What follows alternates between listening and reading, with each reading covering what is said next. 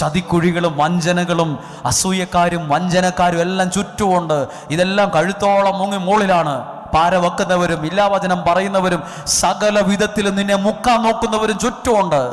ഇതുപോലൊരു സംരക്ഷണം എനിക്ക് വേണം. ഭാഗ്യമില്ല, യോഗമില്ല എന്ന് പറഞ്ഞുകൊണ്ട് ഇനി ഒരു കുഞ്ഞുപോലും ഇവിടെ ഇരിക്കല്ല്. 10 പ്രാവശ്യം പറഞ്ഞിട്ടേ ഇതിനകത്ത് ഇറങ്ങാവുള്ളൂ. ഭാഗ്യമുണ്ട്, യോഗമുണ്ട് എന്ന് പറഞ്ഞുകൊണ്ട് ഇറങ്ങിപ്പോകണം. അത് വിശ്വാസത്തിൽ പറഞ്ഞാൽ നിനക്കത് ഭാഗ്യമായും യോഗമായും അത് മാറും. ഹല്ലേലൂയ. ഒരിക്കലും ഇനി പറയരുതെന്ന് തീരുമാനിക്കണം. ഒരുപക്ഷെ ഒരു നിമിത്തമാ ഒരാൾ ദൈവത്തെ അറിയാൻ ഇടയാകുന്നേ.